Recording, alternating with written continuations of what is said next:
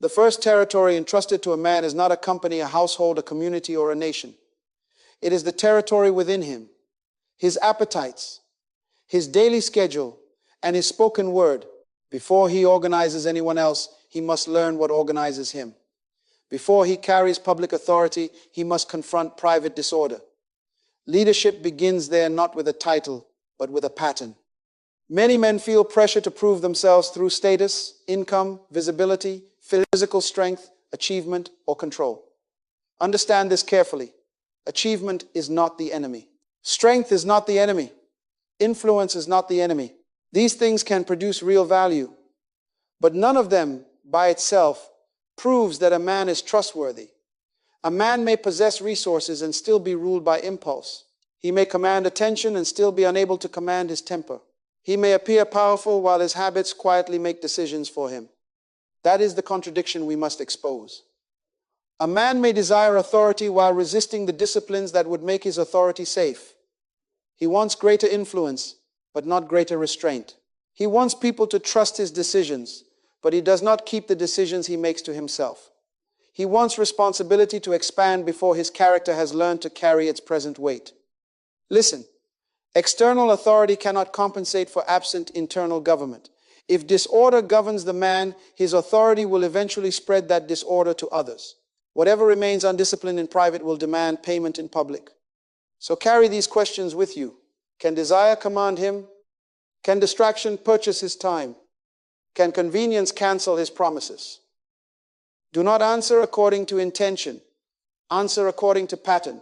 What happens repeatedly? What receives your obedience? What can interrupt your purpose, rearrange your priorities, or make your word negotiable? That is where the real government of your life is operating. A man cannot responsibly lead beyond himself while refusing to govern what operates within himself. This is not a call to control everyone around you. It is a call to become safe enough to carry responsibility for what has truly been entrusted to you. Appetite must learn its place. Time must receive an assignment. Speech must become dependable. This teaching will move in a deliberate order, from self-government to character, from character to responsibility, and from responsibility to trusted influence. We will bring that order into the home, the workplace, and the community without turning leadership into domination or responsibility into unhealthy overreach. Before leadership becomes a position, it must become a pattern. And before we ask what position a man holds, we must settle the deeper question: what kind of man can his character be trusted to become? Here is the standard that must replace status. Maturity is not the presence of male potential. Maturity is the development of dependable character. Potential is capacity. Character is capacity brought under principle. A boy may possess intelligence, energy, courage, desire, and physical power. Time may increase his age. Opportunity may increase his possessions. Experience may increase his confidence. But none of these automatically increases his maturity. Capacity arrives as possibility. Reliability is formed through repeated choices. Never confuse age with maturity. Never confuse physical strength with self-command. Money can reveal skill without proving wisdom. Popularity can measure attention without measuring integrity. Marriage does not certify a husband. Fatherhood does not certify a father. An occupational title may describe what a man does while saying very little about who he has become. These things are circumstances, roles, and resources. They matter, but they are not the final evidence. The question is not merely, what does he possess? The question is, what can his character be trusted to carry? Write this definition down. A mature man governs himself, accepts responsibility, keeps faith with his commitments, and uses his strength in service rather than domination. Say it again until the distinction becomes clear. He governs himself. He does not make everyone else responsible for managing his reactions. He accepts responsibility. He does not hide from the part that is truly his. He keeps faith with his commitments. His promises do not become disposable when obedience becomes inconvenient. He uses strength to serve. His power makes what is entrusted to him safer, not smaller. That is mature manhood. It is disciplined stewardship of self expressed through responsibility and service. But understand what this definition does not mean. Self-government is not emotional numbness. A mature man is not a man who feels nothing. He may feel anger, grief, fear, disappointment, desire, or uncertainty. The difference is that emotion may inform him without being permitted to rule him. He can name what he feels, examine it, and direct his conduct according to principle. Nor does maturity mean flawless performance. Perfectionism is another false image because it teaches a man to conceal failure rather than confront it. Mature character is visible not only in avoiding wrong, but also in responding rightly when wrong has been done. Can he admit failure without decorating it? Can he acknowledge harm without shifting blame? Can he make repair where repair is possible? Can he return to principle and establish a better practice? That is strength under government. That is dignity without performance. You do not have to pretend to be invulnerable. You must become accountable. You do not have to win every comparison. You must become faithful in what is presently yours. Now test the definition against your conduct. Where are you governing yourself? Where are you avoiding responsibility? Which commitments are safe in your hands? Who is genuinely served by your strength? Maturity is not what a man possesses. It is what his character can be trusted to carry. And once trustworthiness becomes the standard, the next question cannot be avoided. Why should authority ever arrive before the character required to carry it? The answer is order. Authority should follow formation, because influence does not create character. It reveals and enlarges the character already present. Here is the leadership ladder. Self-government develops character. Character supports consistency. Consistency earns trust. Trust permits greater responsibility. Greater responsibility may produce influence. Do not reverse the order. When a man seeks influence before discipline, he is asking other people to bear the cost of what he has refused to govern. When he seeks recognition before reliability, he wants the appearance of leadership without its preparation. But private discipline is not a punishment delaying success. It is preparation that makes success less dangerous. Authority pursued as a trophy asks, how many people recognize me? Authority received as a trust asks, what good am I responsible to protect, produce, or advance? One seeks elevation for the self. The other accepts obligation toward others. One is fascinated by access, visibility, and control. The other understands that every increase in influence increases the number of people who may be helped or harmed by existing patterns. Listen carefully. Greater influence amplifies. It does not automatically repair. A wider platform does not make a careless man careful. A larger budget does not make a dishonest man honest. More people depending on him will not suddenly teach him restraint. Whatever pattern directs him with little responsibility will gain greater reach when responsibility expands. Imagine an employee who is highly competent and therefore receives a promotion. He understands the work. He solves difficult problems. He produces impressive results. But he also conceals mistakes, speaks impulsively under pressure, and regularly fails to complete what he promises. His competence may have earned attention, but it has not yet made his leadership safe. Now his concealed errors affect the team. His unrestrained reactions shape the atmosphere. His unfinished commitments become someone else's emergency. Promotion has not corrected the weakness. Promotion has distributed it. This is why ability and authority must never be confused. Ability may qualify a man to perform a task. Authority entrusts him with consequences that extend beyond himself. The question is no longer merely whether he can produce. The question is whether people can safely depend on the manner in which he produces. Public interest in teaching that connects leadership with character, example, vision, and authority tells us that this concern resonates deeply. But attention does not establish the hierarchy. Disciplined lives must demonstrate it. The principle stands or falls in conduct. Does self-government become consistency? Does consistency become trust? And does trust justify greater responsibility? So do not despise the season in which your patterns are being tested. Become useful before becoming visible. Become reliable before demanding recognition. Let aspiration mature into readiness. Influence should not outrun the character required to carry it. And the first test of that character is intensely private. When desire speaks with urgency, who decides appetite or principle? Appetite is not limited to hunger. Appetite is any urgent desire that asks for immediate obedience. Food, sexual desire, anger, entertainment, spending, comfort, attention, approval, even the urge to win every confrontation. Different objects, same question. Will this desire inform your decision or make it? Desire is not automatically evil. It can reveal a need, expose fatigue, signal injury, generate energy, and move a man toward legitimate enjoyment. But a messenger becomes dangerous when it occupies the seat of judgment. Appetite may announce what it wants. It may not determine what you do. Here's the principle.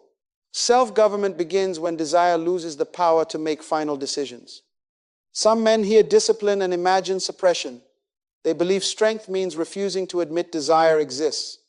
But what you refuse to name, you cannot examine. What you conceal in shame often continues to direct you in secrecy. Suppression says, I do not feel this. Government says, I feel it. I understand its demand, and I will decide its place. That distinction matters. Government acknowledges desire, evaluates it, limits it, and directs it toward a responsible end.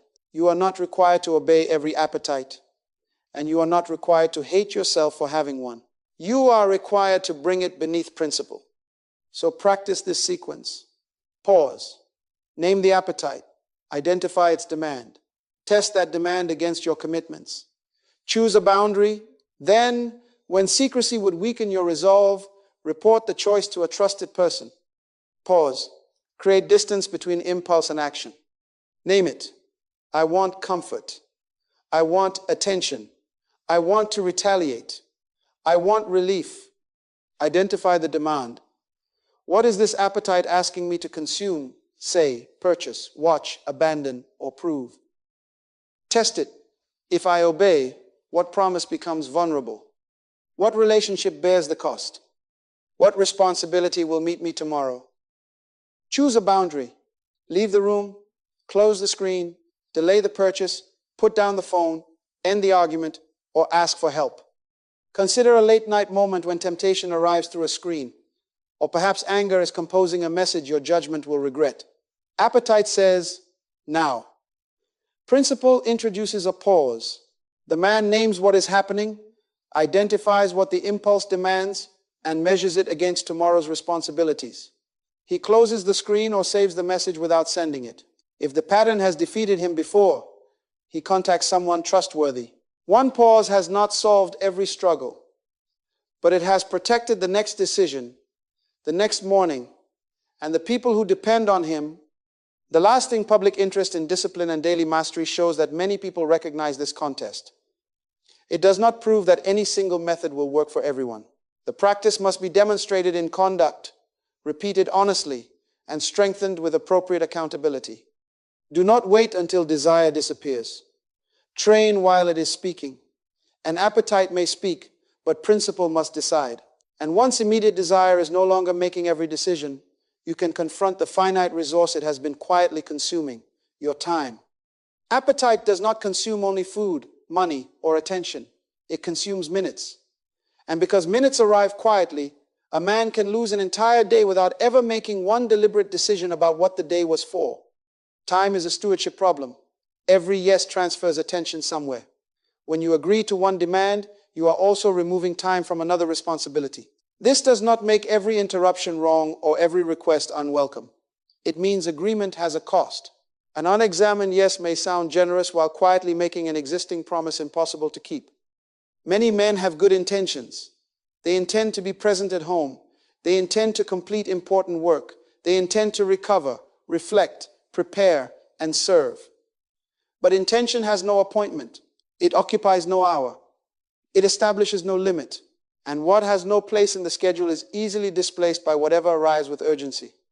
Here is the distinction. A value becomes an assignment when it receives a place, a duration, and a boundary. If family matters, where has presence been assigned? If health matters, what time has been protected for recovery and care? If a responsibility is essential, how long will you attend to it without surrendering that period to every notification, invitation, or minor emergency? A calendar does not reveal everything a man loves, but repeated calendar choices reveal what his life consistently protects. So use a simple daily rhythm. First, identify the essential responsibility of the day. Not every possible task the responsibility that must not be abandoned. Second, protect a focus block for it. Give it a beginning, an ending, and freedom from avoidable interruption. Third, define what must wait. Write it down, defer it honestly, or decline it clearly. Fourth, review what was actually completed. Do not review the day you imagined. Review the day you lived. Consider a father who is also becoming a leader at work. He promises availability to everyone. He accepts every meeting, every favor, every extra obligation. He speaks as though constant access proves commitment. Yet he arrives distracted at home, prepares poorly for important work, and repeatedly cancels the very presence he claims matters most. His problem is not lack of concern. His concern has never been translated into limits. He becomes dependable when he reduces unnecessary commitments, protects preparation time, and schedules undivided presence with his family. He cannot be everywhere, but he can be truthful about where he will be. His smaller list produces stronger faithfulness. And listen carefully. Ordered time is not frantic productivity. Rest can be an assignment. Recovery can be an assignment. Family presence, reflection, worship, and unhurried thought can be responsible uses of time. Discipline does not require turning every hour into output. It requires giving each necessary responsibility an honest place and protecting that place from careless surrender. Inspect the gap. What do you say matters? What do your repeated choices defend? If everything may interrupt your purpose, nothing is truly governing your time. Place the schedule beneath principle. Let priorities decide before pressure arrives. But once time is assigned, another test begins. Can the words used to fill that schedule be trusted? Your words are not sounds that disappear when the conversation ends. They create expectations. A promise tells someone what to prepare for. A warning tells them what to avoid. An apology asks them to reconsider your failure. An excuse asks them to carry its cost. Every commitment gives another person a reasonable basis for arranging time, effort, hope, or trust. This is why speech must be governed. Character becomes audible before it becomes visible. Governed speech has 5 dimensions: truth, timing, tone, discretion, and follow-through. Truth means your words agree with what you know. Timing means the right word is delivered when it can still serve its purpose, not withheld until honesty becomes convenient. Tone means truth is not used as permission for contempt. Discretion means not everything you know must be repeated, especially when disclosure would betray confidence or create needless injury. Follow-through means conduct completes what speech began. Listen carefully. Sincerity is not completion. You may mean what you say when you say it and still develop a pattern of disappointing people. Good intention does not remove the expectation your promise created. This is where the convenient yes becomes dangerous. A man says yes because he wants approval, wants to avoid an uncomfortable conversation, or does not want to appear limited. The yes brings immediate relief. Later, someone else receives the disappointment.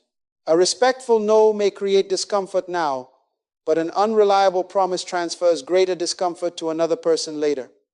Never confuse agreement with faithfulness. A promise you cannot responsibly carry is not generosity.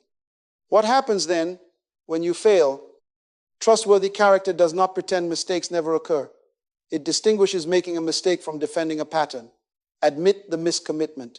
Name its impact. Repair what can be repaired. Then change the system that permitted repetition. Suppose a man promises his family that he will handle an important need by Friday.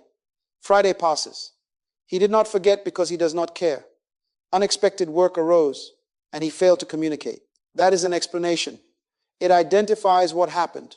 But if he uses the work to avoid ownership, the explanation becomes an excuse. An apology sounds different. I said I would do this, I did not do it, and my silence left you unprepared. Notice that he names the promise and the impact. But apology is the beginning of repair, not a verbal substitute for it. Restitution asks, what can I now do to address the burden my failure created? Perhaps he completes the task, covers an added cost, or takes responsibility for the inconvenience. Renewed practice asks, what must change so this is less likely to happen again?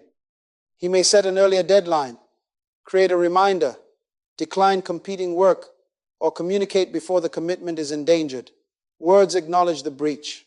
Change practice rebuilds confidence. Now identify one promise that remains open. Do not hide it beneath busyness. Complete it, renegotiate it honestly, or release the person from expecting it and apologize. A man's word gains weight when his conduct carries it. And when appetite, time, and speech are governed, trustworthiness can move beyond private intention into its next test. Responsibility at home, at work, and in the community. A governed promise must enter a real relationship. It must become presence at home, reliability at work, and consistency in the community. This is where responsibility begins, not when you claim control over everything, but when you stop abandoning what is actually yours. Write this definition down. Responsibility means recognizing your true role, owning your contribution, taking the next honest action, and remaining answerable for what lies within your control. Scope, ownership, action, answerability. If the matter is yours, do not disappear. If part of it is yours, do not blame others for that part. If the outcome exceeds your control, do not pretend that force can guarantee it. Responsibility is not carrying everything. It is refusing to abandon what is truly yours. Understand the boundary. You are not responsible for every failure around you. You cannot control another adult's choices. You must not use responsibility as a reason to conceal abuse, endure danger silently, or refuse legitimate help. Seeking counsel, protection, cooperation, or skilled assistance is not weakness. Sometimes the responsible action is to establish a limit. Sometimes it is to report what has been hidden. Sometimes it is to admit, this is beyond my capacity and I need help. At home, responsibility looks like dependable presence, attentive listening, and provision according to capacity. It means solving problems with people, not treating people as problems to be controlled. Protection without domination. Partnership without passivity. When failure occurs, repair must begin promptly. Do not make the household wait for your pride to become comfortable.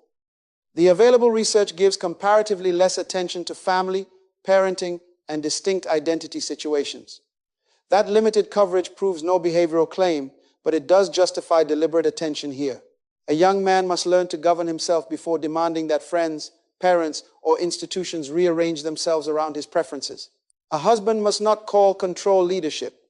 He must listen, cooperate, remain faithful to shared responsibilities, and make his strength safe for partnership. A father must recognize that children require more than instruction. They require presence, appropriate provision, patient correction, and visible repair when he is wrong. Different roles, one standard. Govern yourself before demanding change from another person. At work, responsibility means arriving prepared, speaking truthfully about capacity, completing assigned work, and communicating before a deadline collapses. It means respecting colleagues when pressure rises and sharing credit when success was shared. Do not claim the achievement of the group and assign the failure to everyone else. Own your work without attempting to own every decision. In the community, responsibility is often quiet. Show up consistently. Learn the real need before announcing the solution. Keep the small commitment. Serve when recognition is absent. Concern performed for applause may attract attention, but it does not necessarily carry anyone's burden. Now examine the three arenas. What is truly yours at home? What is yours at work? What is yours among the people around you? Name one next honest action in each place. Not everything your part. Self-government becomes mature leadership when it accepts bounded responsibility for the good of others. But that raises the decisive question. What is responsible strength ultimately for? If it is not for control, status, or applause, then its purpose must be service. That is the answer. Governed strength is for service. The purpose of discipline is not to admire your own restraint. It is to make your capacity available for responsible good. Govern yourself. Form dependable character. Accept what has truly been entrusted to you. Serve real needs. Then allow influence to grow from the trust your conduct earns. Keep the order clear. Influence is not the destination. Service is. Influence is simply greater reach for service already practiced. Domination reverses this purpose. Domination uses people to confirm the leader's importance. It demands agreement as proof of loyalty, dependence as proof of power, and attention as proof of value.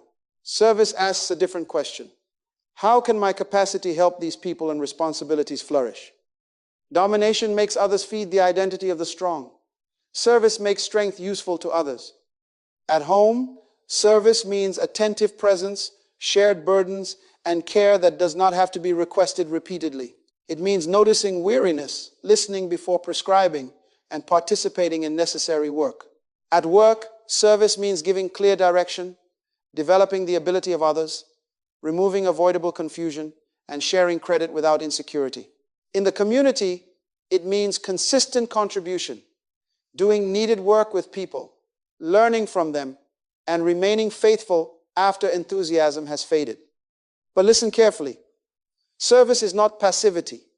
It does not mean avoiding necessary conflict, surrendering sound judgment, or giving everyone whatever they demand. It is not compulsive people-pleasing. It is not destroying your health, neglecting existing obligations, or saying yes until those already depending on you receive what remains of you. Service must be responsible, truthful, and bounded, or it becomes another form of disorder. Imagine a leader facing a decision that will disappoint many people. The easier path would preserve approval today while allowing a serious problem to worsen. The responsible path requires an honest explanation, a firm boundary, correction of harmful conduct, and a personal cost to the leader's popularity. If he is serving applause, he will delay, soften the truth into uselessness, or make someone else carry the blame. If he is serving the people entrusted to him, he will act with clarity, hear legitimate concerns, accept scrutiny, and remain accountable for the decision. Service does not always feel pleasant to those receiving it. Sometimes it protects by refusing. Sometimes it develops by correcting. Sometimes it honors people by telling them the truth. This is why the first territories mattered. Appetite is governed so personal desire does not consume what others need. Time is assigned so important people and duties receive dependable attention. The word is disciplined so promises, warnings, decisions, and apologies can be trusted. Each private territory is brought under principles so strength becomes available for public good. Here is the completed progression. Self-government forms character. Character produces dependability. Dependability earns trust. Trust permits responsibility. Responsibility directs strength towards service, and faithful service may widen influence. Strength becomes leadership when another person's welfare matters more than the leader's applause. Now the framework is complete. The remaining question is proof. What can you practice for 30 days, quietly and honestly, without abandoning the responsibilities you already carry? Then begin with a sentence. Write it where you will see it every day. Leadership begins with government of self, and government of self exists for responsible service. Read it in the morning. Repeat it before pressure arrives. Let it judge your conduct before you use it to judge anyone else. Now conduct an honest inventory of 3 territories. First, appetite. What desire frequently makes decisions for you? Name one. Second, time. Where does attention repeatedly escape its assignment? Identify one recurring misuse. Third, your word. Which promise or pattern of speech makes trust more difficult? Do not produce a dramatic catalog of every weakness. Confession without focus can become another form of avoidance. Choose what you will actually practice. For each territory, establish one measurable rule for 30 days. Not an ambition, a rule. A rule can be observed. Perhaps an appetite will meet a defined pause before action. Perhaps a protected period will be given to one present responsibility before optional demands are allowed to enter. Perhaps no commitment will be made until capacity and timing have been examined. Make each rule narrow enough to keep, clear enough to measure, and important enough to matter. Then review the day. Ask 3 questions. What governed me today? What responsibility did I honor? What must I repair before delay becomes a pattern? Answer without exaggeration.